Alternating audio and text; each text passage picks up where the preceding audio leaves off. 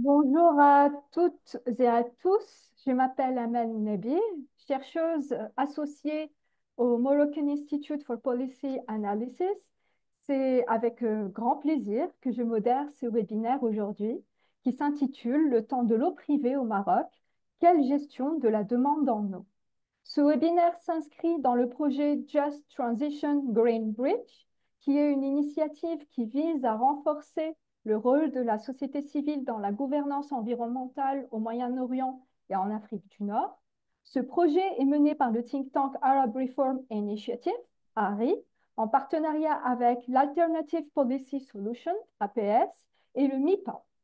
L'initiative est cofinancée par l'Union européenne à travers la Civil Society Facility for the Mediterranean et par l'Agence suédoise de coopération internationale au développement. Elle dure 3 ans et est mise en œuvre au Maroc, en Tunisie, en Égypte et au Liban. Pour 2024, l'initiative a mis la question de l'accès à l'eau au centre de ses réflexions et de ses actions. Dans ce cadre, au sein de MIPA, nous avons élaboré un rapport de synthèse qui sera publié en anglais et en arabe le 24 mars et qui constitue un état des lieux des politiques de gestion de l'eau au Maroc. Nous avons aussi élaboré un policy brief qui sera, lui, publié le 25 mars. Ces documents s'appuient sur une analyse de la littérature scientifique et sur des entretiens avec des chercheurs et des représentants de la société civile. Dans le cadre de ce webinaire, nous avons choisi d'adopter l'expression le temps de l'eau privée en référence à la manière dont la littérature aborde les 3 temps de l'eau pour décrire les modalités de gestion de l'eau au Maroc. La première est l'eau du ciel, la deuxième correspond à l'eau de l'État, qui, depuis l'indépendance, se manifeste par les grands investissements et de grands aménagements hydro-agricoles et qui ont mobilisé et mobilisent toujours de grandes capacités étatiques, à la fois techniques, institutionnelles, organisationnelles et financières. Il superpose enfin un troisième temps, qualifié par Anne-Marie Jouve de temps de l'eau privée. Ce phénomène est marqué par l'essor des pompages privés, qu'elle situe dans les années 1980, avec le début des politiques de libéralisation. C'est ce troisième temps qui nous intéresse. Et pour cela, notre discussion se concentrera essentiellement sur la gestion des eaux souterraines dans le cadre de l'irrigation. Nous tenons aussi à souligner que dans notre discussion, le terme privé désigne l'ensemble des acteurs non étatiques, irrigants individuels ou collectifs, qui soient entrepreneurs ou autres, qui ont accès aux nappes souterraines à des fins d'irrigation. Ce webinaire sera structuré en 3 parties, chacune répondant à un objectif précis. La première partie apportera un éclairage sur les mécanismes et leviers économiques et sociopolitiques qui ont favorisé cet essor. La deuxième partie analysera les effets du recours massif aux eaux souterraines sur la sécurité hydrique et les inégalités d'accès à l'eau. Et la troisième partie sera l'occasion de discuter des modes de gouvernance des eaux souterraines en place et plus largement de réfléchir aux modalités de gestion de la demande en eau dans un contexte de manque en eau structurel. Nous discuterons de ce sujet avec 3 chercheurs experts dans le domaine. Tout d'abord, Dr Romaïssa Wassissou. Vous êtes ingénieur en ingénierie du développement rural et docteur en génie rural. Vous êtes spécialisé dans la gouvernance des eaux souterraines et vous travaillez actuellement au sein du ministère de l'Agriculture. Ensuite, Dr Mohamed Srairi, vous êtes professeur à l'Institut agronomique et vétérinaire Hassan II et spécialiste de l'utilisation des ressources dans les systèmes de culture et d'élevage.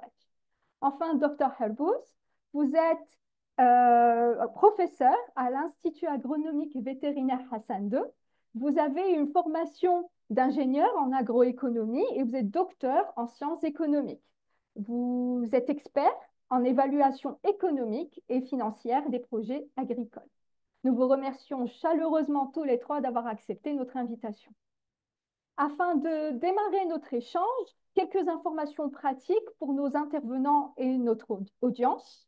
Le webinaire se déroulera en français avec une traduction simultanée en arabe, disponible grâce à notre traducteur, Monsieur Mohamed Fassali, que nous remercions.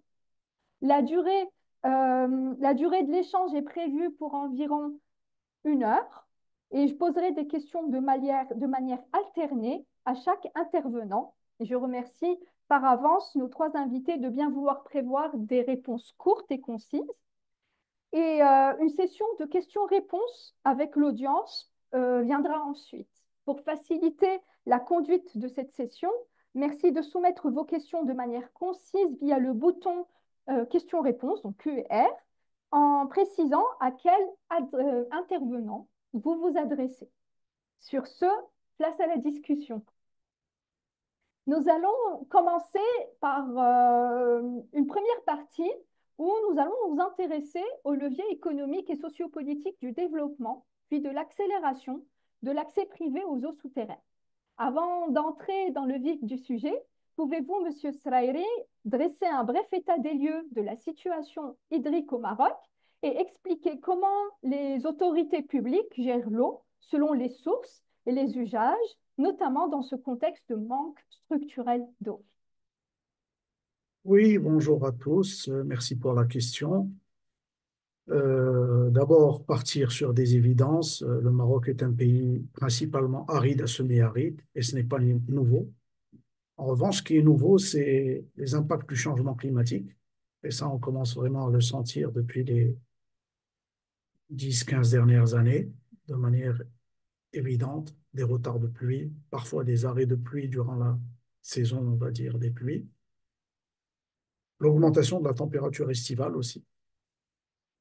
Autre nouveauté, c'est les changements des systèmes de culture, avec bien entendu une responsabilité de la part des pouvoirs publics d'avoir encouragé la substitution rampante des cultures traditionnellement pluviales, je pense notamment aux céréales, par des cultures qui demandent des irrigations, notamment en été. C'est la substitution des céréales par l'arboriculture, comme l'olivier, comme les agrumes. Je pense qu'on aura l'occasion de revenir à ces choses-là. C'est aussi au sein des systèmes d'élevage la substitution des fourrages pluviaux, comme l'orge, l'avoine, le bersim, par des fourrages d'été, notamment le maïs en silage.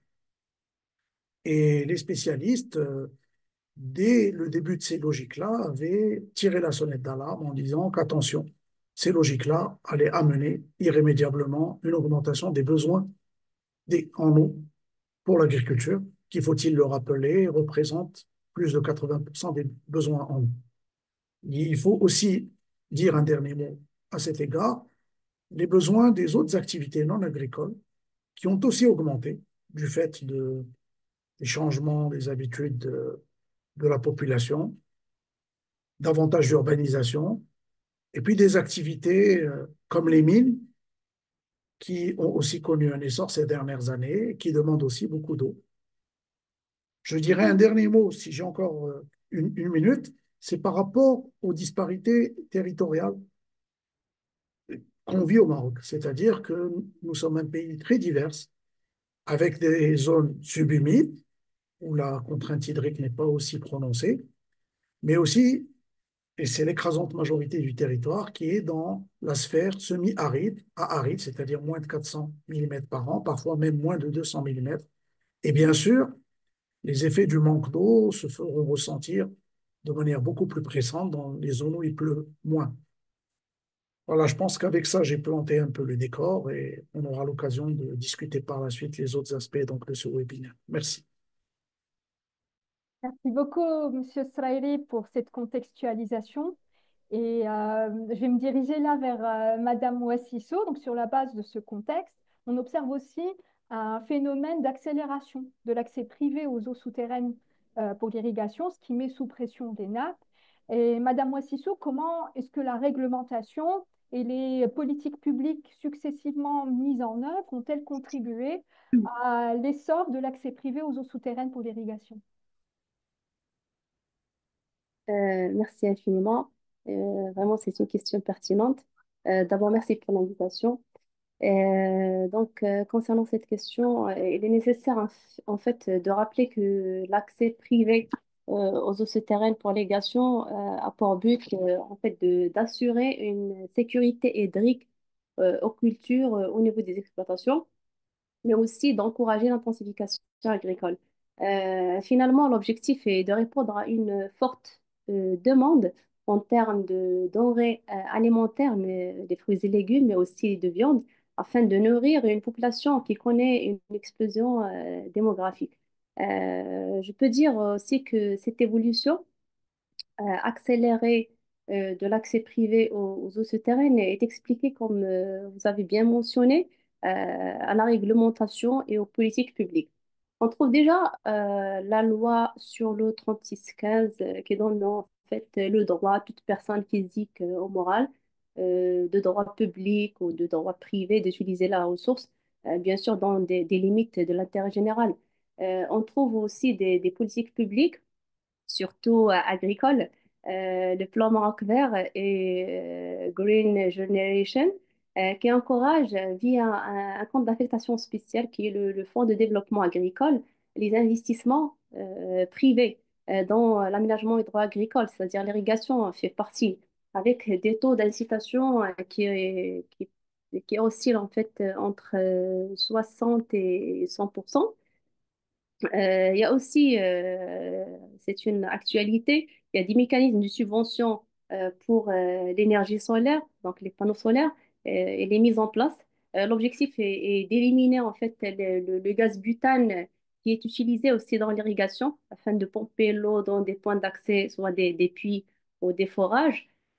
Mais il ne faut pas bien sûr oublier que cette énergie solaire qui est gratuite peut induire en fait à une surexploitation de ces ressources souterraines en cas bien sûr de non-contrôle des prélèvements. Mais la convention au niveau du ministère, justement, elle a mentionné parmi ces, c'est-à-dire les conditions d'éligibilité aux agriculteurs pour bénéficier de cette aide, c'est l'installation des compteurs volumétriques afin justement de contrôler les prélèvements. On ne peut pas nier que aussi les mesures ou les nouvelles techniques et technologiques de creusement des forages qui sont moins coûteuses et en termes de temps, mais aussi d'argent, elles sont rapides et moins coûteuses. Et finalement, il y a un autre facteur qui est très essentiel, c'est que on sait très bien que le Maroc vit dans une ère de pénurie d'eau. Cela explique l'engouement déjà des agriculteurs à pratiquer des cultures irriguées et se pencher vers, c'est-à-dire l'accès privé aux eaux souterraines. Et finalement, il y a un dernier facteur que je peux nommer ou bien dire que c'est un facteur économique qui est derrière, bien sûr, l'accélération de l'accès privé aux eaux souterraines à travers pour l'irrigation à travers les pratiques des cultures de haute valeur ajoutée, comme les fruits rouges, les agrumes, etc., qui sont destinés à l'export.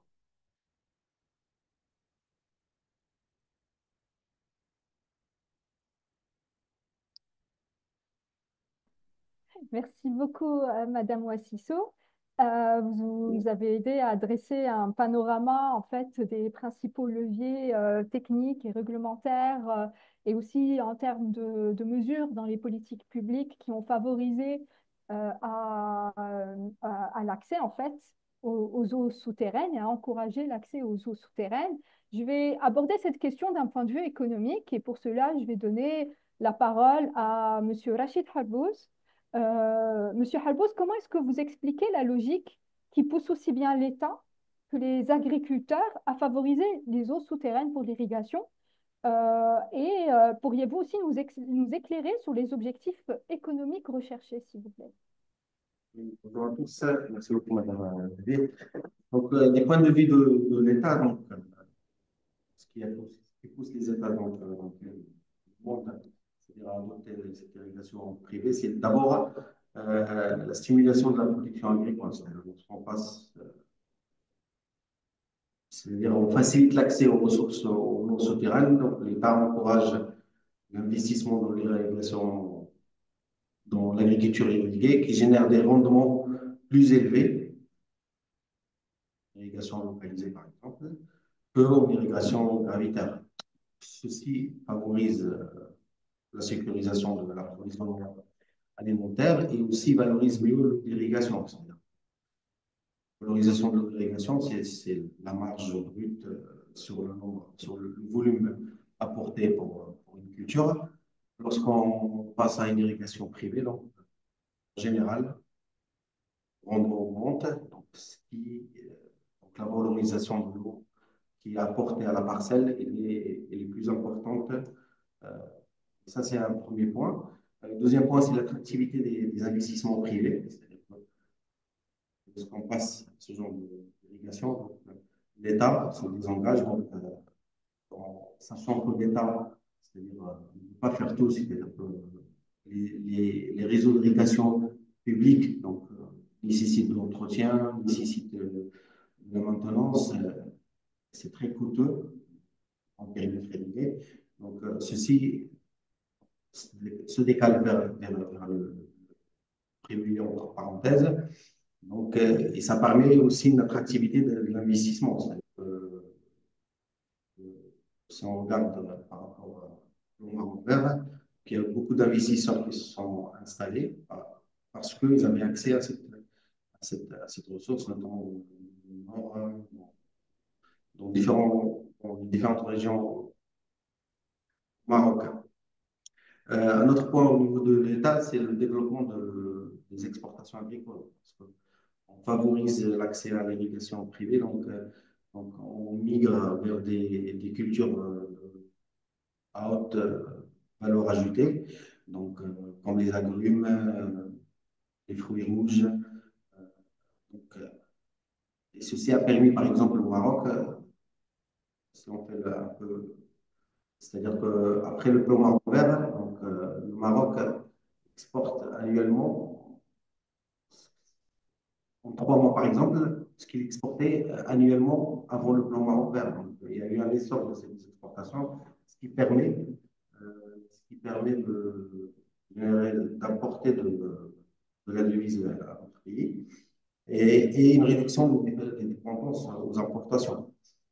Et un autre point, un dernier point, du point de vue de l'État, c'est la stabilisation de l'emploi rural.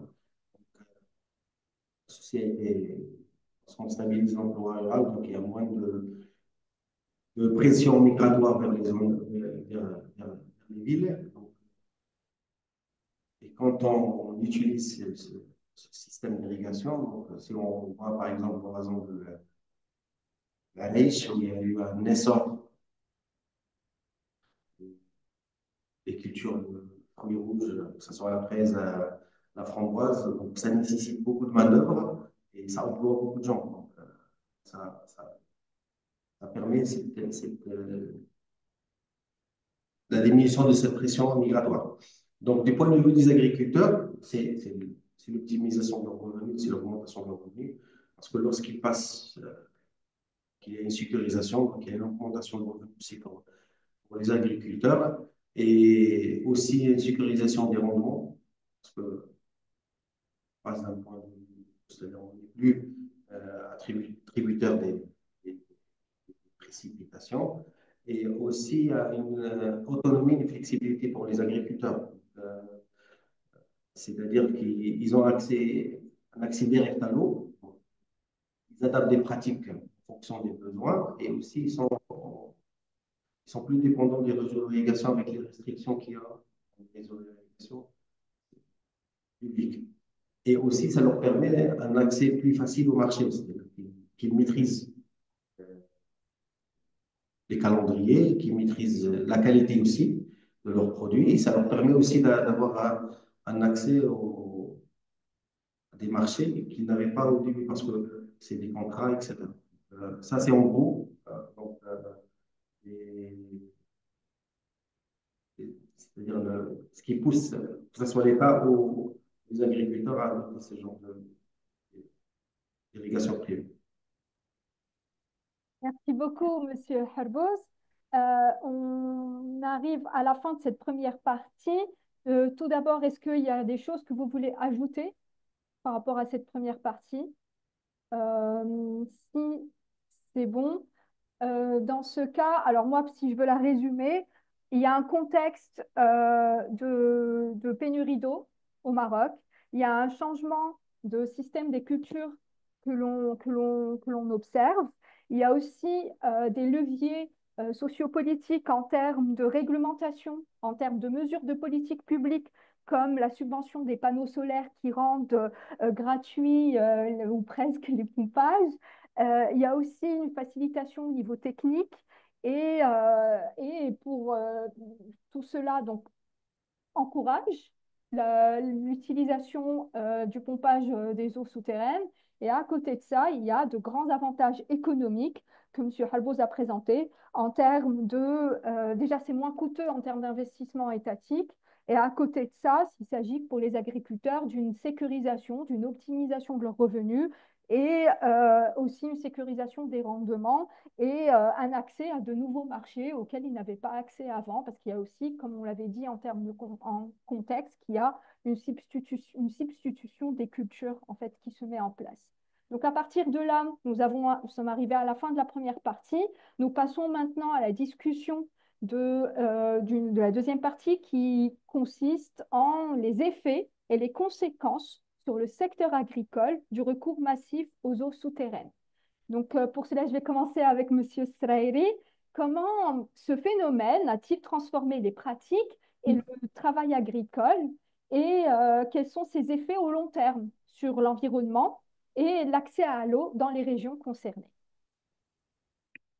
Oui, effectivement, l'équipement en goutte à goutte, l'irrigation localisée, c'est à peu près 50% de la surface irrigable au Maroc.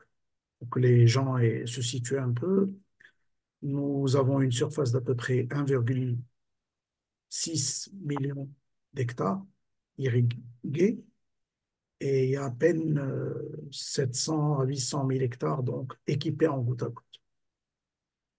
La majorité de ces équipements ont bénéficié de subventions conséquentes de la part de l'État et ça a été accéléré avec le plan marocain. Alors, ayant dit cela, il ne faut pas s'imaginer que l'irrigation, c'est toute la surface agricole du pays. Ce n'est même pas 20% de la surface agricole. Donc, il faut bien comprendre que la partie invisible de l'iceberg, c'est les 80% qui ne sont pas irrigués, qui ne seront, on peut même presque s'aventurer à dire, jamais irrigués, parce qu'il n'y a pas l'eau. Et même ceux qui sont supposés être irrigués, on voit aujourd'hui qu'il y a un repli d'irrigation à cause du changement climatique et à cause du manque d'eau structurelle, à cause de l'épuisement de certaines sources, notamment l'eau souterraine, pour faire un peu le lien avec votre question. La deuxième chose qu'il faut dire, effectivement, dans les exploitations qui ont pu passer au goutte à goutte et qui ont accès à une ressource renouvelable, le goutte à goutte, bien sûr, c'est une facilitation réelle des activités de travail nécessaires pour l'irrigation. Parce que dans les zones où il n'y a pas le goutte à goutte, ça suppose des irrigations à la planche, ça suppose un investissement de main-d'œuvre parfois à des heures nocturnes. En plein milieu de la nuit, vous avez vos tours d'eau, vous devez venir avec une sape et maîtriser l'eau, etc. Le goutte à goutte, ça devient privé.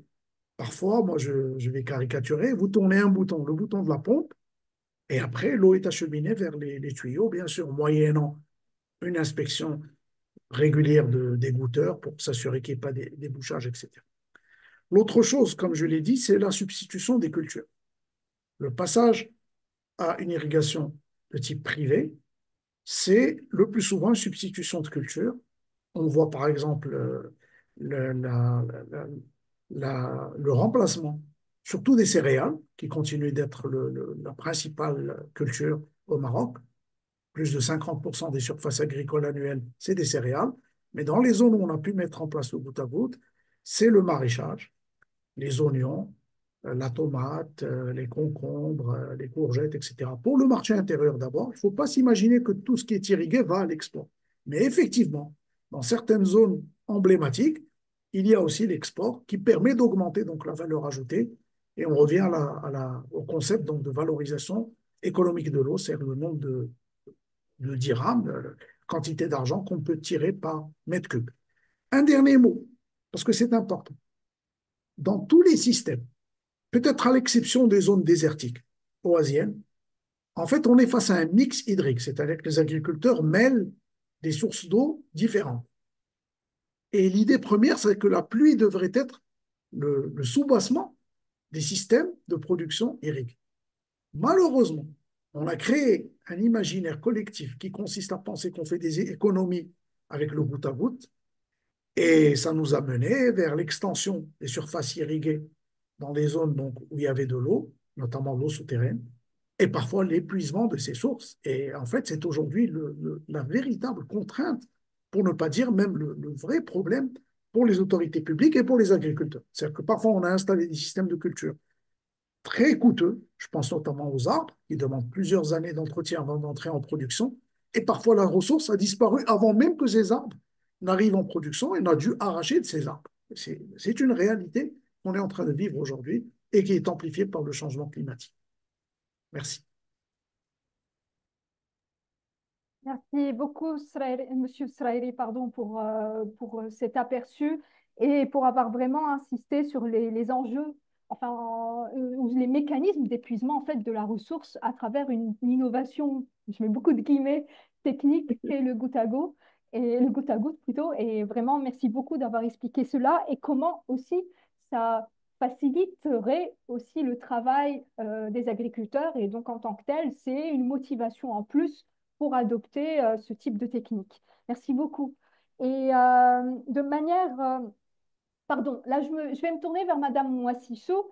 En plus des effets sur... ah pardon, excusez-moi. Là je vais faire un pas de côté. Monsieur Slairi, pardon de vous relancer. Aussi, par rapport, il serait intéressant aussi de voir les effets sur l'environnement en fait de cette surexploitation des eaux souterraines, si ça ne vous dérange pas d'aborder la question. Bien sûr, c'est en finissant mon propos que je me suis rendu compte que le mot qualité que j'avais moi suggéré n'était pas paru.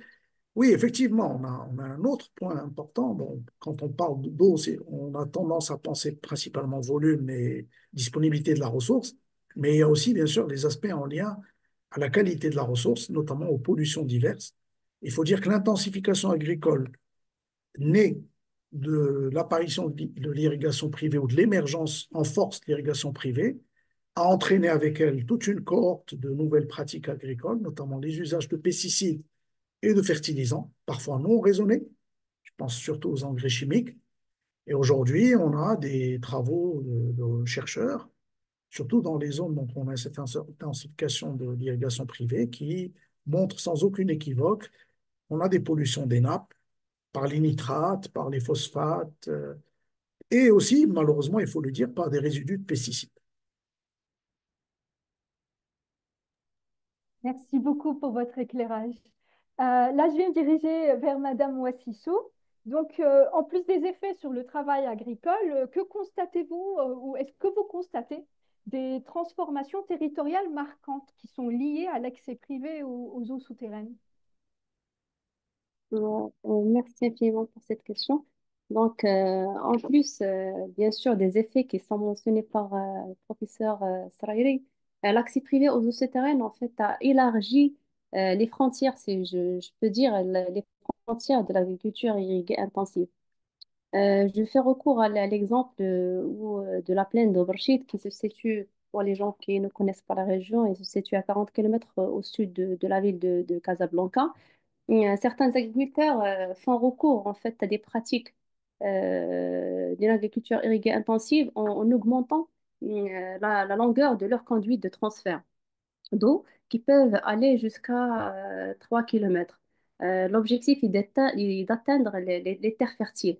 Car ces agriculteurs locataires, en fait, ils ont des pratiques un peu minières, si on peut dire. Ils changent à chaque année presque, c'est-à-dire les parcelles, parce que la succession des cultures irriguées, en fait, conduit à une infertilité du sol. Donc, pour détourner justement ces contraintes agronomiques, ils font les transferts parce que la contrainte, c'est qu'il n'y a pas des puits ou je peux dire, des points d'accès performants. Donc, ils s'accaparent sur les points d'accès et puis ils cherchent les parcelles qui sont très étendues, c'est-à-dire leur pratique intensive. Donc, ils font des transferts de points d'accès performants vers les parcelles qui vont être cultivées. C'est-à-dire un autre phénomène qui justement qui conduit les agriculteurs locataires à faire ce transfert, c'est le problème de morcellement des terres. Donc des petits lopins de terre morcelés n'encouragent pas les agriculteurs à faire de l'agriculture irriguée intensive.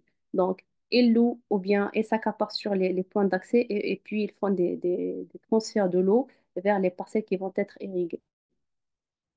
Donc, c'est ça un peu des trucs ou bien des transformations territoriales marquantes au niveau de la plaine de Borchid. Merci beaucoup, Madame Moississo. Euh, Là, je vais poser ma question à Monsieur Herbouz. De manière plus générale, la littérature montre que l'essor de l'accès privé aux nappes souterraines pose la question de l'inégalité d'accès aux ressources et aux fonciers. D'ailleurs, Madame Wassisso a touché un peu à ce sujet. Et Monsieur Herbouz, je voulais euh, savoir enfin quelles évolutions observez-vous déjà dans le développement agricole et quelles pourraient être les conséquences à long terme de cet accès ou de cet emballement, on va dire, de l'accès privé aux eaux souterraines? Merci. C'est-à-dire que l'essor de l'accès à l'eau souterraine, donc il a profondément transformé le développement agricole, mais cette transformation est différente d'un territoire à l'autre. Donc, ce qu'on remarque, c'est qu'il a favorisé une agriculture plus intensive et plus rentable, mais aussi en accentuant certaines inégalités au niveau des zones. Donc, ce qu'on remarque, c'est-à-dire l'évolution actuelle du développement agricole dans les zones rurales, c'est l'expansion des cultures à haute valeur ajoutée. Euh, L'irrigation souterraine, donc, comme l'a dit ici, donc, il y a eu un changement, c'est-à-dire que les agriculteurs euh, maintenant, c'est-à-dire ils ont migré sur des cultures à plus haute valeur ajoutée, comme les agrumes, le maraîchage, les oléagineux qui se développent aussi. Euh, et aussi une concentration on remarque aussi une concentration des investisseurs au niveau des zones. Donc, je donne toujours l'exemple des fruits rouges. Une zone de la lèche où il y a simplement ces cultures-là. Ce qui induit aussi à une inégalité de l'accès aux fonciers. Parce que pour un hectare de fruits rouges, il faut un capital très élevé. Donc, les petits exploitants n'y arrivent pas. Donc, c'est des investisseurs, pas étrangers, c'est des investisseurs marocains, mais qui ont la possibilité de, de se développer dans ce secteur-là. Et aussi, il y a un déséquilibre entre les cultures pluviales et les cultures irriguées. Euh, il y a aussi un impact sur les coûts de production, de marché. Donc, voilà, parce qu'on a un accès à cette eau souterraine, donc les coûts de production diminuent, forcément parce que le poste le plus élevé en général, c'est l'eau d'irrigation. Mais à long terme, ce qu'on voit maintenant, c'est que cette ressource, c'est-à-dire qu'avant, on pompait à 1 mètre, maintenant, donc, il y a eu un. C'est-à-dire que le développement de cette politique, euh, s'il n'y avait pas de changement climatique, donc il n'y aurait pas de problème. Et en parallèle, donc, il y a eu un accès aux ressources souterraines. Et en parallèle, il y a eu une diminution de la pluviométrie au niveau de toutes les régions. Donc, ce qui a posé problème dans certaines zones. Et ce qu'on remarque aussi, c'est qu'à long terme, c'est-à-dire qu'il y a eu un passage d'un système polyculture, c'est-à-dire il y a plusieurs cultures optionnelles, à un système de monoculture. Si on regarde par exemple la zone de Israël, donc Donc, c'est une zone où il y a un peu de pommiers. Donc, ce qui a aggravé la situation, il y a moins de précipitations, donc ce qui a mené à un dessèchement des lacs et des sources au niveau de ces zones. Donc, les conséquences à long terme, c'est l'aggravation de l'inégalité de l'accès à l'eau et aux fonciers. Et c'est une surexploitation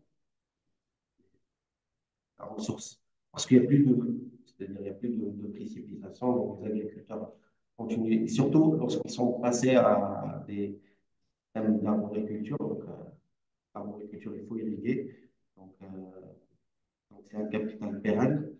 Donc, et aussi, ça a amené à une spéculation sur le foncier dans ces zones-là. Donc, le coût des fonciers, donc, il a triplé, voire quadruplé dans ces zones.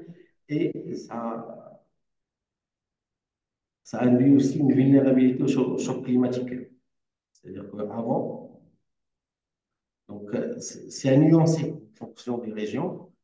Le passage à l'irrigation privée, donc ça accentue. Donc, s'il n'y a pas de précipitation, donc il n'y a pas de ressources, il y a moins de ressources souterraines, donc ça a augmenté un peu cette vulnérabilité face au choc climatique au niveau de ces endroits.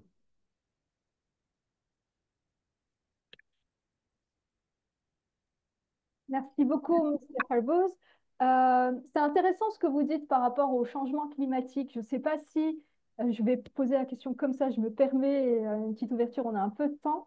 Je ne sais pas si le changement climatique, c'est la cause ou est-ce qu'il joue un rôle de révélateur, en fait, des Je politiques. pense je pense que pour moi, on n'aurait pas ce débat s'il n'y avait pas ce changement. C'est-à-dire, là, on est à la sixième année de sécheresse. Ouais, Et effectivement. les nappes phréatiques, donc, ils sont alimentés en général par la neige. Donc, c'est-à-dire que les agriculteurs, donc, ils continuent à pomper. Donc, derrière, il n'y a plus de neige, donc il n'y a plus d'approvisionnement. Donc, c'est ça ce qui a changé. Mais si on n'avait pas vécu ces 6 années de sécheresse, ces problèmes-là, on n'aurait pas ce débat-là actuellement. Mais c'est cette conjoncture qui a aggravé un peu la situation au niveau de quelques-uns. Donc, le nord du Maroc, il est épargné, mais au niveau, par exemple, de la zone d'Ifrane, c'est ça, c'est-à-dire c'est les volumes qui sont amenés par la neige en général pour approvisionner nappe phréatique. Donc, il n'y a plus ces volumes-là. Donc,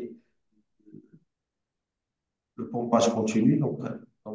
Ce qui a engendré ce problème maintenant de vulnérabilité face aux ces chocs climatiques. Merci beaucoup. Est-ce que vous voulez intervenir, Monsieur Sraïri, Madame Wassissou? Oui, un petit mot par rapport au changement climatique.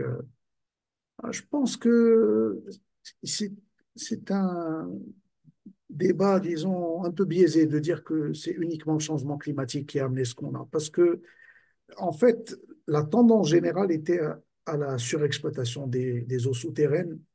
Bien entendu, le changement climatique a accéléré la tendance. Mais par exemple, dans la zone du Souss-Massa, où il pleut moins de 100 millimètres par an, vous installez des cultures comme les agrumes qui ont besoin de 1000 millimètres par an, ben, même sans le changement climatique, déjà on avait des problèmes pour assurer l'approvisionnement en eau pour des surfaces qui ont augmenté.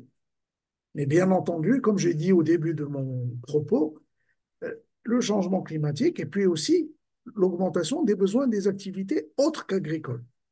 Agadir, c'est exactement le cas. La ville d'Agadir qui avait besoin de plus d'eau, parce que c'est une ville touristique, c'est une ville où il y a des activités, son arrière-pays où il y a cette agriculture intensive avec des agrumes, et vous rajoutez à ça le changement climatique, et on arrive au quatrième temps, si j'ose dire. Vous avez parlé tout à l'heure de 3 temps, maintenant on est dans le quatrième temps. Et moi-même, je vais jusqu'au cinquième temps.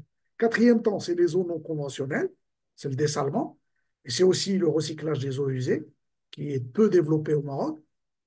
Mais moi, quand j'ai parlé de cinquième temps, et je l'ai déjà dit dans une ou deux conférences, c'est carrément l'importation d'eau, c'est-à-dire les eaux virtuelles. Et il y a toute une littérature qui est claire à ce propos. Tous les pays qui souffrent d'un manque d'eau structurelle ont recours aux eaux virtuelles. Et on sait que le Maroc importe en termes d'eau virtuelle presque 10 fois plus que ce qu'il exporte. Donc le constat est avéré. Nous sommes un pays avec un manque d'eau structurelle qui est obligé d'importer des produits qui ont besoin de beaucoup d'eau. Et j'en veux pour preuve les aliments de base, les aliments vivriers de base, les céréales, etc. Et je pense qu'on aura l'occasion d'en discuter plus tard. Madame Ouassisso, est-ce que vous souhaitiez aussi intervenir sur ce sujet?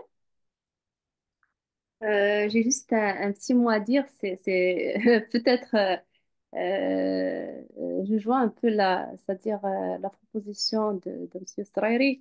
Je peux dire aussi c'est la crise de l'eau, en fait, c'est une crise de gouvernance.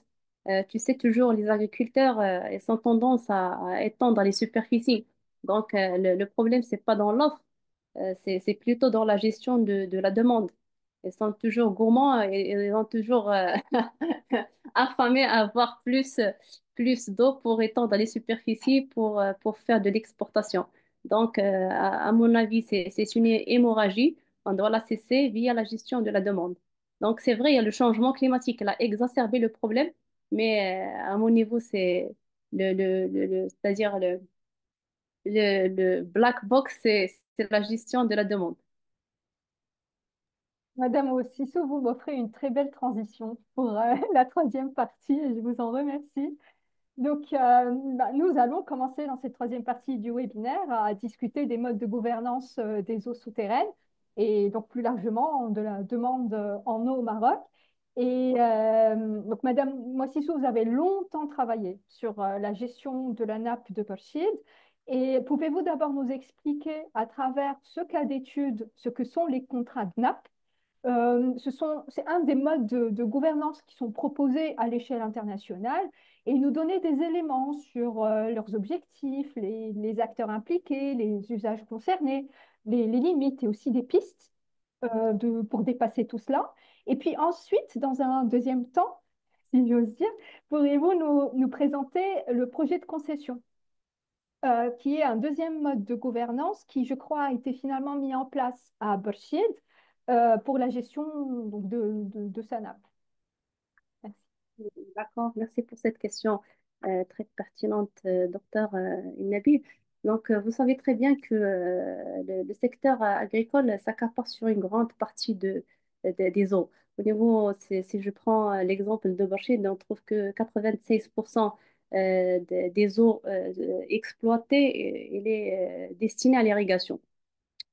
Donc, la solution a été comment justement réguler l'accès à cette ressource qui est utilisée pour l'irrigation, mais aussi pour d'autres secteurs.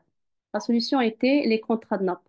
Et ces contrats, ce sont des contrats de gestion participative, justement pour gérer les nappes. Ils sont stipulés dans la loi 3615, qui a été promulguée en 2016, euh, spécialement dans les articles 115 et 116. Donc, à ce niveau, normalement, chaque agence de bassin hydraulique est amenée à établir son contrat de nappe. L'objectif, c'est quoi? C'est la mise en place ou bien la mise en œuvre d'un plan concerté d'action faisant participer un ensemble d'usagers dans la gestion des ressources en eau souterraine. Et la finalité, c'est la conservation et le développement durable de ces ressources. Si je peux dire que c'est-à-dire le domaine d'application du contrat ou bien quels sont, c'est-à-dire le socle ou les axes traités par le contrat de nappe, on trouve qu'il y a quatre axes principaux. En général, on peut les nommer des actions structurelles, ces axes. Je vais d'abord commencer par la gestion de la demande et la valorisation de l'eau. Donc, parmi les actions qui sont normalement encouragées au niveau de cet axe, c'est la reconversion en irrigation localisée. Parce qu'ils disent que, en fait, la littérature disent que l'agriculture, c'est-à-dire le goutte à goutte, c'est une technique d'économie d'eau. C'est vrai, si on la compare au système gravitaire ou de l'aspersion, mais elle encourage l'intensification agricole. La politique justement agricole encourage ces irrigations plus économes en eau par les subventions. Le deuxième axe s'articule autour de développement de l'offre. La valorisation ou plutôt la mobilisation des eaux non conventionnelles, comme la réutilisation des eaux usées traitées, le dessalement de l'eau de mer. On trouve aussi le transfert d'eau des zones excédentaires vers les zones déficitaires. Il y a aussi les recharges artificielles des nappes, etc. Il y a le troisième axe que je juge à mon niveau très essentiel, c'est l'amélioration des connaissances ou des informations qui concernent la nappe, la quantité et la qualité. Question de quantité qui pompe quoi, comment et combien, c'est très intéressant. Et aussi, je soulève question de la qualité pour savoir est-ce que c'est vraiment les eaux souterraines est-ce qu'ils sont valables pour être destinés à l'alimentation en eau potable ou non, ainsi de suite. Et finalement, le dernier axe concerne en fait la communication, la sensibilisation à travers l'organisation des usagers des eaux en association, mais aussi le volet de la recherche scientifique. Et au niveau de contrat, vous l'avez vu, pour assurer le fonctionnement justement et la mise en place de ces axes en réalité, il y avait la constitution de deux comités. Donc, il y a un comité de pilotage qui a pour rôle, en fait, d'assurer la mise en œuvre de programmes, de programmes d'action. Il est présidé par le gouverneur et le comité de suivi qui a pour rôle, justement, comme son nom l'indique, c'est le suivi des phases d'avancement du programme par rapport à la situation de référence initiale on est où via des indicateurs, bien sûr. Vous avez évoqué dans votre question quels sont les usages. Je peux vous dire que tous tous les usages sont concernés, mais en principe, les principaux usages, c'est l'agriculture et l'alimentation en eau potable. C'est ça, c'est les usagers, les usages concernés. Et les acteurs qui sont normalement, c'est-à-dire listés dans les contrats de nappe, on trouve les directions régionales de l'agriculture, les directions régionales et les services provinciaux de l'Office national de conseil agricole. On trouve aussi des directions provincial de l'Office national des eaux et l'électricité, surtout des services branche eau. On trouve les services de l'eau, les services de l'environnement, la chambre d'agriculture, la chambre de commerce et d'industrie, les organisations professionnelles, les associations de la société civile, les élus. Parce que la nappe, c'est vrai, il se trouve, c'est les eaux cachées, mais à la surface, c'est les communes, c'est les terrestres. Donc, c'est les élus aussi, ils sont représentés dans les contrats de nappe. Il y a bien sûr un acteur primordial qui est l'agence de bassin hydraulique. Il y a les agriculteurs qui doivent normalement être agglomérés en association d'usagers de la nappe. Il y a les universités. Franchement, il y a une panoplie d'acteurs qui sont concernés par le contrat de nappe. Et malheureusement, ce contrat n'est pas abouti vu plusieurs limites, ou plusieurs raisons que je vais citer. Premièrement, on trouve que le processus d'élaboration déjà de contrat de nappe, il est standard. Comment elle est standard, l'agence donne plus d'importance aux études techniques en termes de quantité et la qualité de l'eau, et rarement qu'elle donne l'importance à l'élément humain. Et je signale ici l'usager, c'est-à-dire qui sont les usagers de cette ressource.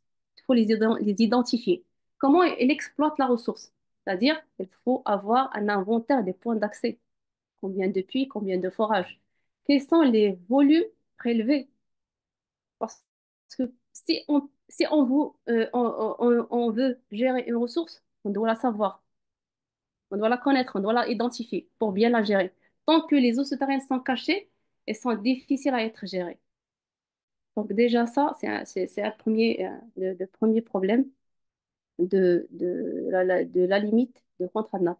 Le second problème, c'est que le problème fondamental, donc à notre sens, c'est l'absence. L'absence d'un acteur qui peut jouer le rôle d'un leader pleinement, c'est-à-dire pour la gouvernance et qui peut réunir toutes les parties prenantes autour de la même table. Donc, pour renforcer un peu la transparence et voir vraiment les intérêts, les convergences et les divergences des acteurs autour de la même table pour les régler. Donc, ça, c'est le deuxième problème ou bien limite de contrat de nappe. Et à mon sens, pour les dépasser, c'est-à-dire pour dépasser cette impasse, il faut d'abord que le processus de planification et de gestion de ces ressources hydriques souterraines soit consultatif et participatif. Et la décision, normalement, doit relever de l'organisme public chargé de gérer les eaux souterraines. Donc, à ce niveau, c'est l'agence de bassin hydraulique, normalement, qui doit réunir tous les acteurs autour de la même table, ce qui n'est pas normalement le cas. Et le deuxième chose pour vraiment dépasser cette impasse, c'est d'activer le conseil consultatif, c'est-à-dire le conseil de bassin hydraulique. Il est stipulé dans la nouvelle loi sur l'eau, 36-15. Donc, il faut normalement l'activer. Et là, pour mission d'examiner, de donner, c'est-à-dire l'avis sur les questions relatives à la planification et la gestion de l'eau, notamment le PDER, c'est-à-dire le plan directeur d'aménagement intégré des ressources en eau, mais aussi les plans locaux de gestion des eaux. Justement, l'agence de bassin, face à ce problème de contrat de nappe qui ne voulait pas normalement aboutir et avoir le jour de sa signature, il n'a pas resté les bras croisés, il a tourné vers l'élaboration d'un projet de concession. Donc, puisque les prélèvements concernent le secteur agricole, donc il voulait normalement faire le zoom sur la régulation des prélèvements agricoles. Donc, il a mis en place en 2018 il a élaboré un contrat de concession pour une gestion participative et durable de la nappe sur tous les prélèvements à usage agricole. Donc, l'idée est de déléguer, on veut dire déléguer la gestion aux associations d'usagers de l'eau souterraine dans le domaine de l'agriculture. C'est un peu le principe de projet de concession. Et au niveau de projet de concession, il y a plusieurs clauses qui sont très intéressantes. Déjà, la limitation de la dotation, c'est-à-dire la limitation à 5000 mètres cubes à l'hectare, n'importe quelle culture. Et aussi, il incite les agriculteurs adhérents, c'est-à-dire aux associations d'usagers qui sont dans ce projet de concession, à diminuer les superficies irriguées. Il faut aussi installer des compteurs. Donc, pour les agriculteurs qui ont moins de 5 hectares, donc c'est l'agence de bassin qui va s'en charger d'équiper les exploitations en compteurs. Mais ceux qui ont des superficies supérieures à 5 hectares, c'est à eux d'installer les compteurs, d'installer les compteurs au niveau des exploitations. Aussi, il faut déclarer, c'est-à-dire la culture qui va être emblavée au début de chaque campagne agricole. Chaque président de l'association, il doit communiquer les prélèvements de l'eau d'une manière périodique à l'agence de bassin. Et aussi au niveau de projets de concession, et il y a aussi des pénalités graduelles pour les agriculteurs qui prélèvent un volume ou une dotation qui dépasse la dotation fixée par l'agence de bassin. Et il y a aussi des concessions pour encourager des agriculteurs qui respectent les quotas. Donc, grosso modo, donc, j'ai fait un peu le traçage des deux modes de gouvernance, le contrat de nappe, et puis j'ai acheminé vers le contrat de concession. Donc, après, si vous avez Merci, pour éclaircir quelques points, donc je suis là pour répondre. merci beaucoup, Madame Wassisso, pour cette présentation très détaillée, et en fait très passionnante, en fait, des enjeux et des difficultés de mise en œuvre, que ça soit le contrat de nappe, puis après, comment est-ce que ça a été, on va dire, transformé vers des contrats de concession. C'est intéressant, en fait, de voir comment ces contrats de nappe, en fait, sont des instruments très techniques, très standardisés à la base, et que la difficulté, justement, c'est de ne pas les garder figés, mais d'essayer de les adapter au contexte sociologique, économique et autres qui sont enfin dans les zones concernées. Et je trouve ça très intéressant et je suppose que dans les questions qu'on pourrait avoir après avec l'audience, on pourrait y avoir des questions à ce niveau-là et on vous sollicitera du coup pour y répondre. Merci beaucoup, Madame Wassisso. Euh, Là, maintenant, il y a aussi une autre initiative qui avait été aussi annoncée, qui était l'opérationnalisation de la police de l'eau. Et pour cela, je vais donner la parole à Monsieur Srairi.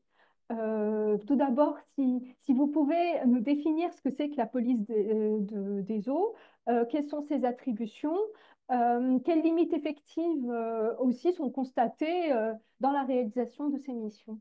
Merci, Monsieur Srairi. Oui, effectivement.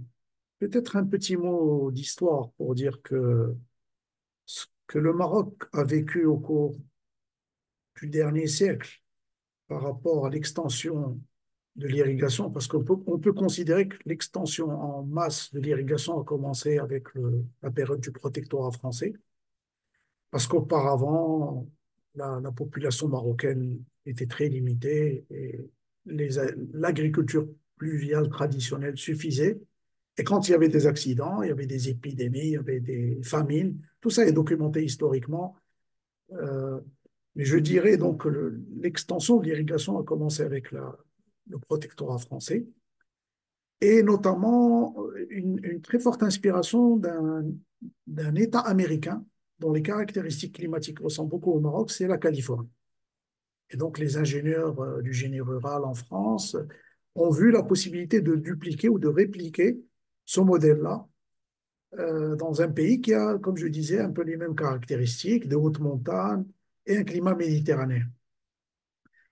Alors, pourquoi je vous parle de ça? Parce que même la police des eaux, c'est un peu un concept qui vient de ces contrées-là. C'est-à-dire on a pensé qu'il fallait un moment, pour ceux qui prélèveraient plus que ce qui leur est accordé, et on sait qu'en Californie, il y a des lois très anciennes, qui ont à peu près un siècle, comme je disais, et qui octroient des droits d'eau.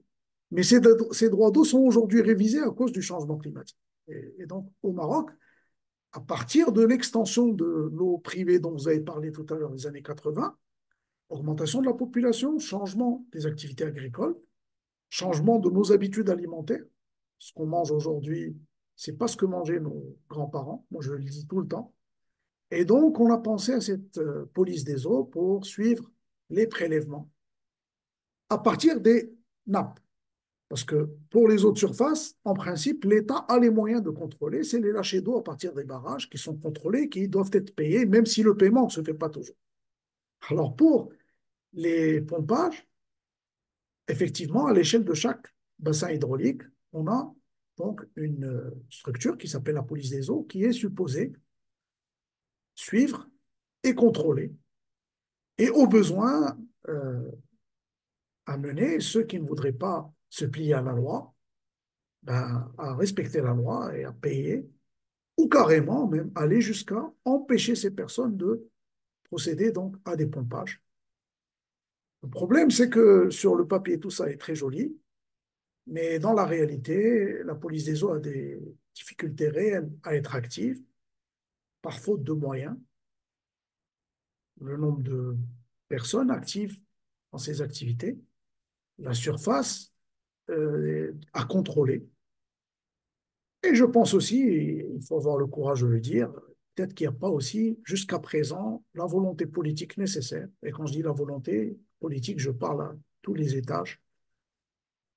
Mais je pense qu'à l'avenir, si on continue avec les effets du changement climatique, si on continue avec l'épuisement des nappes qui peut parfois aller jusqu'à compromettre l'approvisionnement des centres urbains en eau potable, il est manifeste qu'on va avoir nécessairement l'activation de la police des eaux. On a commencé à voir dans quelques zones la police des eaux qui s'active et qui parfois en arrive à la confiscation des moyens de pompage et va jusqu'à amener les gens, ceux qui procèdent à des contraventions, donc qui les amènent jusqu'à être traîné devant des tribunaux. Parce que bien sûr, à un moment, il y va des équilibres au sein des territoires et on ne peut pas tolérer que le service de l'eau potable soit interrompu. Je pense qu'on est, c'est à peu près ça la situation d'aujourd'hui et il va falloir garder un œil très vigilant sur les développements de cette situation. Merci. Merci beaucoup, Monsieur Srairi, pour votre intervention et pour ce retour historique qui explique beaucoup, en fait, de la situation hydrique actuelle en termes des politiques publiques prises et des mesures et des instruments utilisés. Vraiment, merci. Et ce que vous dites est aussi très intéressant parce que, d'une certaine manière, les déséquilibres hydriques sont tels au niveau des territoires et la situation hydrique est telle, nous sommes dans une crise qui fait que, à un moment ou à un autre, les mesures contraignantes auront à se mettre en œuvre, en fait, par la force des choses. Donc, je pense que c'est un point que vous relevez qui est très pertinent et je vous en remercie. Euh, Nous avons fini cette partie sur les modes de gouvernance des eaux souterraines. Nous avons vu que les modalités de gouvernance sont en fait très difficiles à mettre en œuvre et qu'elles comportent plusieurs acteurs, une multiplicité d'acteurs et de logiques d'action, et qu'il est de fait très difficile à pouvoir coordonner et articuler tous ces acteurs en plus de mettre en œuvre des modalités d'action de contrainte pour éviter la surexploitation des nappes. Pour conclure cet échange, je vous propose un tour de table afin que chacun puisse brièvement partager ses solutions, propositions, recommandations en répondant à la question suivante. Comment le Maroc pourrait-il bâtir une approche de gestion de l'eau basée sur la demande et ainsi garantir un accès généralisé, durable et équitable à la ressource? Et quel mode de gouvernance de l'eau proposeriez-vous à adopter? Donc, même si nous avons principalement abordé l'eau agricole, qui représente, nous l'avons bien vu, le principal usage au Maroc, vos réflexions peuvent également s'inscrire dans une vision beaucoup plus globale de la gestion de l'eau dans le pays. Donc, je vais commencer par donner la parole à Monsieur Rachid Hadbouz pour cela. Merci beaucoup, madame. Donc, je remercie Sitar qui a parlé un peu de l'histoire. Donc, je vais parler un peu de l'histoire et ça me permettra de répondre aussi à cette question et à la question de M. Mohamed Rata. Chat. Donc, effectivement, c'est-à-dire qu'après l'indépendance, donc le Maroc a adopté une politique de l'offre, donc la construction des barrages, etc. Donc, et des grands périmètres irrigués. Donc, historiquement, l'irrigation localisée, donc il a commencé au Maroc en ce bassin. Donc, pourquoi? Parce que les agriculteurs, un agriculteur, lorsqu'il adopte l'irrigation localisée, c'est-à-dire il passe à la demande, euh, euh, il n'a pas d'autre alternative, c'est-à-dire il n'y a pas d'autre ressource en eau, c'est-à-dire pour continuer son activité. Donc, l'irrigation localisée, c'est l'ancêtre de l'irrigation localisée, c'est les jardins. C'est-à-dire que, anciennement, c'est-à-dire les agriculteurs, surtout dans les zones où il n'y avait pas assez de ressources en eau, et pour l'arboriculture, donc les agriculteurs utilisaient des jarres, ils mettaient une jarre pour chaque arbre. L'arbre s'approvisionnait en eau à la demande. Cette, cette pratique a été développée, il a commencé à se développer dans les zones, c'est-à-dire dans la zone de Souss-Massa, où il n'y avait pas de ressources alternatives pour les agriculteurs. Donc ensuite, avec les changements climatiques, je le dis, c'est-à-dire que ça a commencé à se développer dans d'autres zones au Maroc, notamment dans la zone de Libnel, etc. Donc, et c'est là où il y avait cette concurrence entre les différents usages. Donc là, les quantités qui étaient dans les barrages ne suffisaient pas à alimenter une grande ville en eau potable. Donc, il y a eu des restrictions. C'est ça qui a poussé les agriculteurs à adopter. Parce que lorsqu'on parlait aux agriculteurs en 2008 de l'irrigation localisée à Nimel, par exemple, du blé d'un user, et il disait c'est impossible. Et maintenant, ça s'est développé parce que c'est une sorte d'adaptation pour, par rapport à ces changements climatiques. Et ce qu'il y a aussi sur, sur l'exploitation des nappes phréatiques. Et en termes d'autogouvernance, je pense que l'État doit réfléchir un peu à ce qui est au non conventionnel, comme ça a été dit tout à l'heure, c'est-à-dire la désalination de l'eau de mer. Mais ça ne peut que répondre à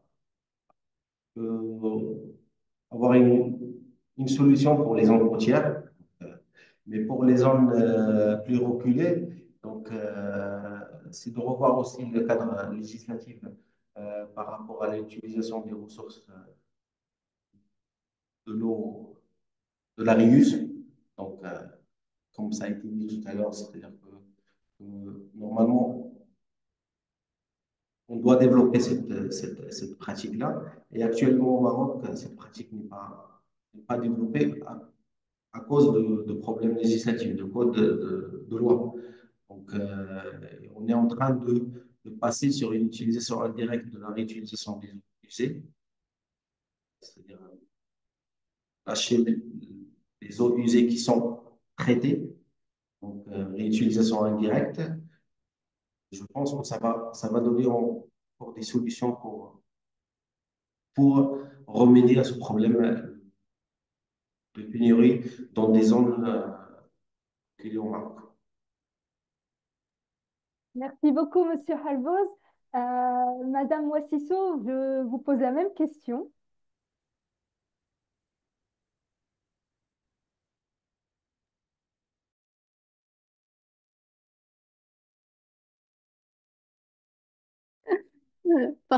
Pardon, j'ai cru que c'est-à-dire le micro est activé.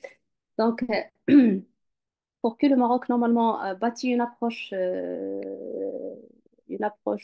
soi-disant de, de gouvernance des eaux souterraines, pour moi, basée sur la demande, je vais me référer en fait à- je vais me référer plutôt à une phrase c'est plutôt, c'est pas une phrase, mais plutôt une définition qui a été utilisée par l'AFAO. C'est que la gouvernance normalement des eaux souterraines doit être est définie et comprend la promotion en fait d'une action collective responsable afin d'assurer le suivi, la protection et l'utilisation socialement durable des ressources en eau souterraine, mais aussi des aquifères, des systèmes aquifères pour le bénéfice de l'humanité. Donc, la FAO, il a articulé en fait quatre axes pour gouverner les eaux souterraines. Donc, j'opte cette approche pour que le Maroc, normalement, l'a suivi parce que c'est une approche qui est innovante. Donc, la première chose, il faut déjà instaurer en fait un cadre législatif et réglementaire efficace. Le but est d'assurer une certaine équité sociale pour toutes les catégories d'usagers à accéder à la ressource. En fait, la deuxième chose, il faut bâtir une bonne connaissance, comme j'ai déjà mentionné auparavant, sur l'état des ressources, donc en termes de quantité et qualité, mais aussi sur l'exploitation, qui pompe quoi, comment et combien. Et ces informations doivent être normalement partagées entre tous les usagers pour s'asseoir en fait un climat de confiance et aussi de transparence entre les usagers. Donc, pour savoir exactement qui profite en plus de la ressource. Troisièmement, il faut mettre en place un cadre institutionnel caractérisé par un leadership. Donc, il faut un acteur leader qui va asseoir toutes les parties prenantes autour de la même table. Et finalement, je fais référence à la volonté politique. S'il y a une volonté politique, on va vraiment arriver à des résultats qui sont pertinents et aussi à des solutions soi-disant durables qui assurent une certaine équité aux usagers d'accéder à la ressource, en même temps d'assurer la durabilité de ces ressources qui sont vraiment stratégiques. Ce pas des ressources durables, donc c'est stratégique. L'eau souterraine, c'est une ressource stratégique. Et pour moi, je propose aussi comment le Maroc, c'est-à-dire approprie une approche pour gérer ou bien gouverner ses ressources. C'est très intéressant de mettre en place, pour moi, un système que je peux dire hybride de gouvernance. Donc, d'un côté, il y a l'État, donc, qui est représenté par c'est-à-dire une partie représentée par un établissement étatique.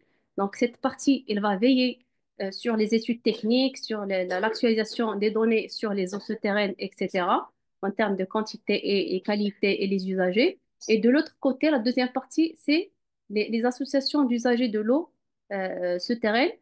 L'objectif ou bien la finalité de cette deuxième partie, c'est en quelque sorte, c'est l'autogouvernance. Donc, les usagers gouvernent eux-mêmes la ressource, mais sous le contrôle d'un établissement étatique. Mais aussi, il faut une volonté politique pour que le process de mise en place va être fluide et bien respecté par tous les usagers. Donc, à mon sens, c'est ça, c'est-à-dire mon approche pour gouverner les eaux souterraines. Et je pense il y a une certaine, c'est-à-dire, si on assoit vraiment ces trois piliers, on peut arriver à une gouvernance des eaux souterraines. Merci. Merci beaucoup, Madame Wassissou, pour vos recommandations.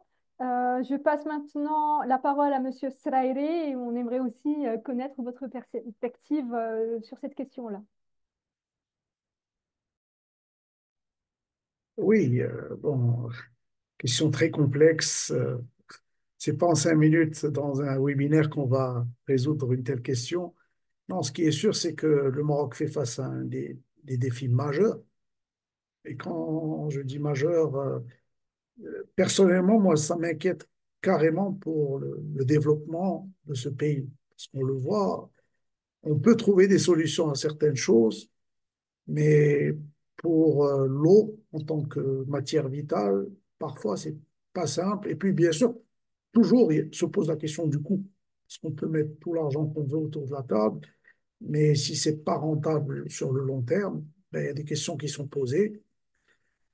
Moi, je vais revenir au mix hydrique dont j'ai parlé tout à l'heure. C'est-à-dire qu'il faut que dans la vision de nos politiques et ceux qui prennent des décisions, il faut bien comprendre qu'il y a un mix hydrique et que l'eau agricole, puisque l'agriculture consomme l'essentiel de l'eau, ce n'est pas que l'irrigation. Moi, je pense qu'on a eu un mélange des gens dans certains esprits qui pensent que l'eau agricole, c'est l'irrigation. Et que si on maîtrise davantage l'irrigation, on a donc maîtrisé l'eau agricole. Or, à la base, et là, il y a eu toute une littérature scientifique à l'échelle mondiale, c'est green water, comme on dit dans la littérature. C'est-à-dire que la base de la réflexion au système agricole et au développement agricole, ça doit rester la pluie et les disponibilités en eau renouvelable, qu'amène la pluie. Et donc, ça nous amène directement au choix des cultures. Je pense qu'on est allé trop vite. On a oublié un peu les limites de la nature. Les choix des cultures dans certaines zones n'ont parfois rien à voir avec les réalités hydriques. Et nos ambitions agricoles, aussi, dans certaines zones, n'ont peut-être rien eu à voir avec les réalités de la disponibilité en eau, malgré tout ce qu'on a pu faire comme effort de mobilisation, de captage, etc. Donc, si à l'avenir, il y a un mot-clé à mettre dans la balance, c'est bien celui du dimensionnement de nos ambitions agricoles par rapport aux eaux renouvelables, ce qui amène bien sûr un effort de planification hydrique très sérieux, qui n'a peut-être pas été fait. Et puis, il faut aussi dire que, en termes de gouvernance, les approches top-down, c'est-à-dire qu'on a depuis un bureau, une administration centrale, un mot d'ordre qui est dicté pour tout un pays avec la diversité de ses territoires, peut-être que ça ne marche pas. Il faut peut-être revenir plutôt à bottom-up, c'est-à-dire partir des territoires, de la diversité de ces territoires, de la diversité de leur climat, de la diversité de leurs aptitudes à capter ou à mobiliser de l'eau, pour ensuite procéder à la planification aux surfaces des cultures qu'on va mettre, au type d'irrigation. Parce que là aussi, on dit irrigation localisée et ça a été présenté comme la panacée, partout, à tous les types de sols, à toutes les cultures. On va mettre le goutte à goutte, on a réglé le problème. Et on voit très bien que, et de l'aveu même des spécialistes, ça ne marche pas comme ça. Donc, à l'avenir, il faut aller plus lentement, réfléchir territoire par territoire. On a les agences de bassin et moi, je pense que même il faut aller au-delà. On a des territoires agricoles très distincts. Les oasis, ce n'est pas les plaines céréalières, ce n'est pas les piémonts. Et c'est à l'échelle de ces territoires-là qu'il faut faire ces réflexions sur l'avenir de nos usages en eau, notamment dans le secteur agricole, et en n'oubliant pas qu'on a en parallèle des secteurs dont la demande a augmenté. Les grandes villes, les mines dont j'ai parlé tout à l'heure, les activités minières, le tourisme aussi, on veut plus de touristes. Bien sûr, c'est des personnes qui ont des besoins en eau peut-être supérieurs, je dirais, aux citoyens dans sa maison. Merci. Merci beaucoup, Monsieur Srairi. Je retiens du coup de vos trois interventions trois mots-clés. Tout d'abord, une gouvernance des approches qui soit plus participative et consultative et aussi qui soit par rapport aux contextes territoriaux au vu des contraintes distinctes de chaque territoire et zone géographique. Deuxième point, c'est aussi le dimensionnement de nos ambitions agricoles comparées aux eaux, enfin, aux eaux renouvelables disponibles. Et à partir de là aussi, le fait qu'il n'y a pas que l'agriculture au final et qu'il y a aussi d'autres besoins en eau, premièrement la potabilité, puis d'autres secteurs d'activité qui aussi auront besoin de se développer dans le pays. Donc je pense que là, nous allons, l'échange en tant que tel va prendre fin à ce niveau. Donc je vous remercie à tous les trois pour ces échanges riches et instructifs qui donnent vraiment beaucoup à réfléchir. Et nous allons maintenant passer à la session questions-réponses avec l'audience. Je vous rappelle que vous pouvez poser la question sur la box questions-réponses. Je vois déjà qu'il y en a beaucoup. Il y en a certaines qui ont été déjà répondues. Merci beaucoup. Madame Nabi, une question. Je vais ajouter une chose par rapport à ce que dit c'est on raisonne la production. Mais il faut qu'on raisonne aussi le système alimentaire. C'est-à-dire que le régime alimentaire des Marocains, donc un Marocain donc, qui consomme à peu près 200 kg de blé par an. Donc il faut qu'on change aussi si on veut avoir raisonner en termes de filière, pas en termes de production. On raisonne en termes de système alimentaire. Et si on arrive à changer les habitudes alimentaires, on peut aussi répondre à ces problèmes-là sur son eau.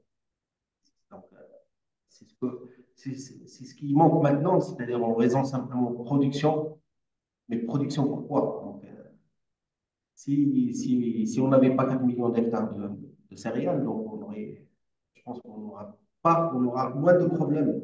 Et ça passe par un changement de notre système alimentaire global national. Merci Voilà, beaucoup c'est une pour parenthèse. merci beaucoup pour votre complément d'information, Monsieur Halbos. Je vais commencer là les questions-réponses. J'ai une première question qui est dirigée à Madame Wassisso au sujet de l'installation des compteurs. Donc, vous avez dit que, donc je lis la question, hein. Vous avez dit que le ministère de l'Agriculture a subventionné la réalisation des forages et de leur équipement en énergie solaire à condition d'installer des compteurs volumétriques. Pouvez-vous nous décrire la situation qui prévaut? Personnellement, je crois que ces compteurs ne sont pas du tout installés et que les prélèvements des eaux souterraines se fait de façon non contrôlée. En fait, cette aide que j'ai évoquée tout à l'heure, c'est l'aide pour l'installation des panneaux solaires pour substituer justement à l'utilisation de gaz butane pour le pompage solaire et pour l'irrigation. Donc, cette aide elle vient d'être publiée, publiée depuis presque 4 mois. Et parmi normalement les conditions d'éligibilité pour que les agriculteurs bénéficient de cette aide, c'est d'avoir des points d'accès, c'est-à-dire forage puits, qui est équipé d'un compteur volumétrique. Donc, il y a déjà des constats de réalisation qui se fait. Donc, s'il y a la commission qui va faire le contrôle pour dire que c'est-à-dire cet agriculteur postulant à cette aide va bénéficier, elle va mentionner normalement qu'il est éligible, donc il va bénéficier de l'aide s'il a installé le compteur. Sinon, il ne va pas bénéficier de l'aide. Donc, c'est une question c'est une chose qui est catégorique. Donc, si elle n'a pas le compteur, elle ne va pas bénéficier de l'énergie solaire. Je pense à la personne qui a normalement soulevé cette question, il a jumelé, c'est-à-dire avoir le fourrage c'est-à-dire avoir la subvention pour le creusement du forage, et bénéficier de l'installation des panneaux solaires. Moi, je parle juste de l'aide des panneaux solaires. Donc, elle doit avoir les compteurs à côté de son point de pompage pour avoir, c'est-à-dire pour bénéficier en fait de cette aide de l'installation des panneaux solaires. Merci beaucoup, Madame Wassissou. Alors, il y a une question qui est intéressante, qui a été... Madame, par rapport à cette question-là, euh, c'est-à-dire que l'État, il a mis des compteurs dans les zones rurales. Mais le problème, c'est que c'est le rural.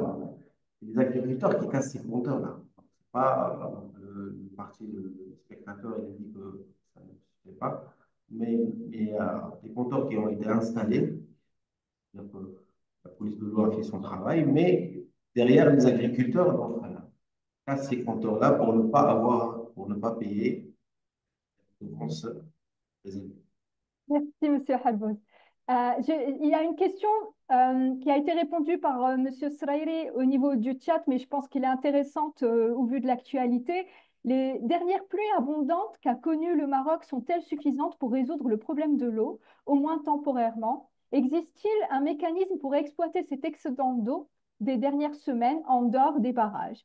Je ne sais pas si, Monsieur Srairi, vous voulez intervenir un peu plus longuement par rapport à la réponse que vous aviez donnée sur le chat. C'est aussi parce que je trouve ça intéressant et que je pense que c'est une question qui doit être vraiment posée actuellement par les Marocains. Oui, bon, l'espoir fait vivre. Beaucoup de gens ont vu ces pluies et ont dit, ah, peut-être que même l'épisode de sécheresse est fini. Non, il faut être sérieux. Bon, on est content, on a eu de la pluie depuis fin février. Peut-être que les volumes d'eau qui se sont abattus donc, au cours de cette dernière moitié de l'hiver ont dépassé de loin toute l'eau qu'on a reçue depuis le début de la campagne agricole, c'est-à-dire l'automne et la première moitié de l'hiver.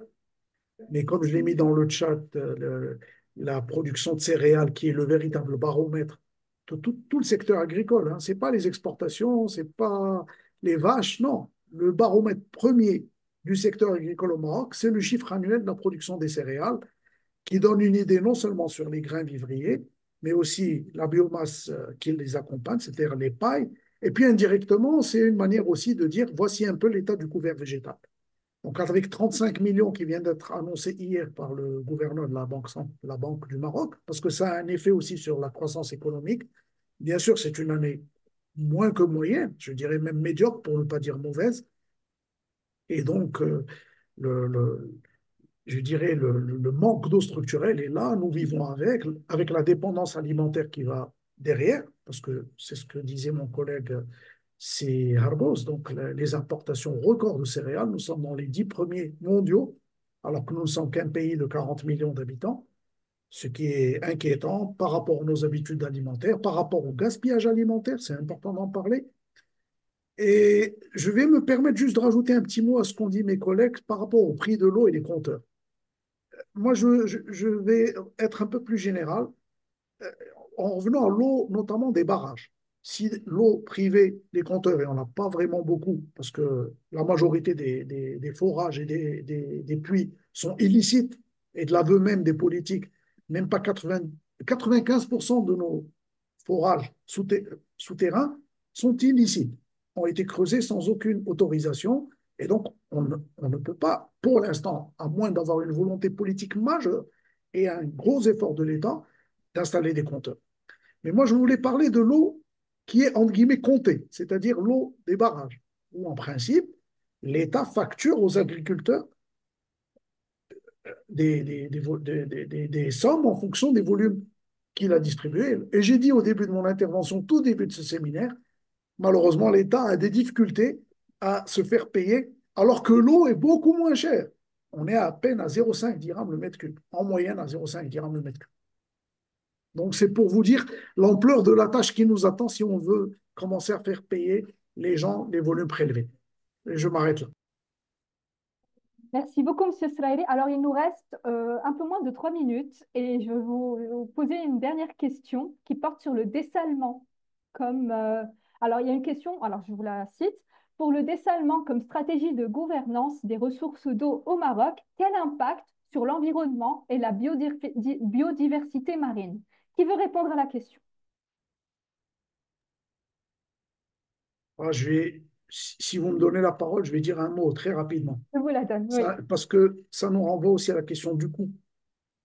0,5 dirhams le mètre cube, l'eau de surface, l'eau à partir des barrages, l'eau pluviale gratuite. Moi, je dis toujours ça dans mes cours. On arrive à l'eau souterraine, on passe à 1, 2, en fonction de la profondeur, en fonction des investissements. L'eau dessalée, 5 dirhams et plus. Donc très cher.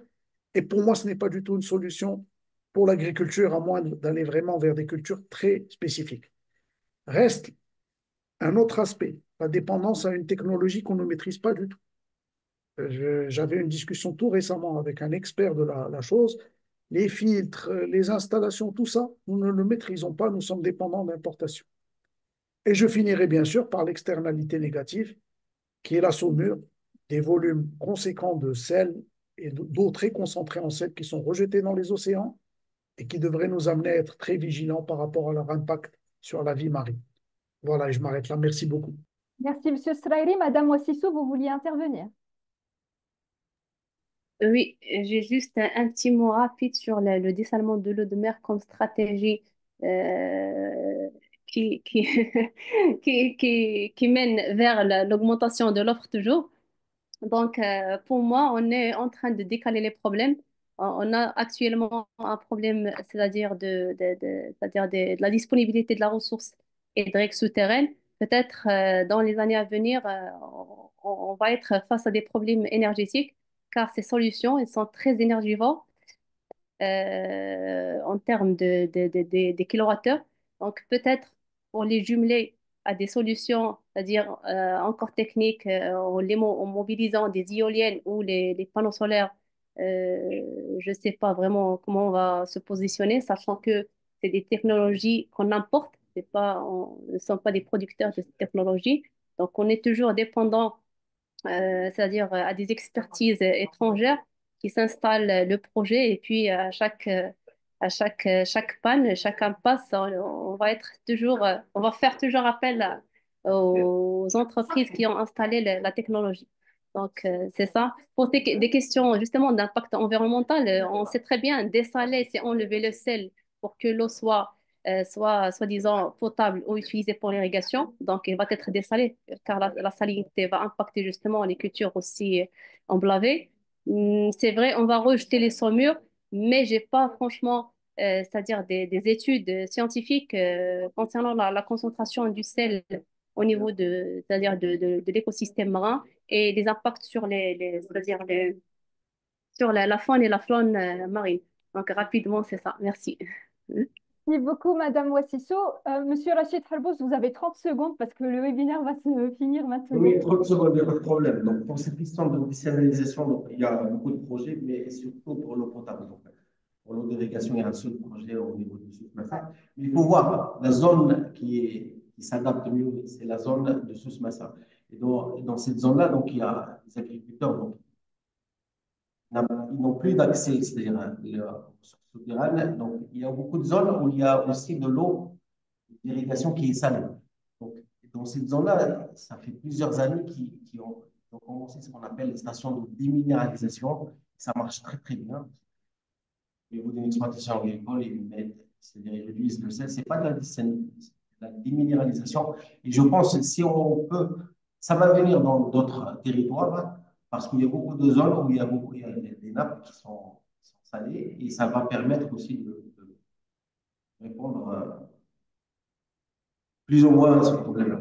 Voilà. Merci beaucoup à tous les trois. Donc, nous arrivons à la fin de ce webinaire. Et merci vraiment pour vos précieuses contributions. Merci à Monsieur Fassalé pour la traduction et à vous, participants, pour vos questions et votre intérêt et votre attention. Merci beaucoup. Au revoir. Merci beaucoup. Au revoir. 17h30 pile. Oui. Excellent. Au revoir. À Au bientôt. revoir. Au revoir. Au revoir. Au revoir. Au Au revoir. revoir.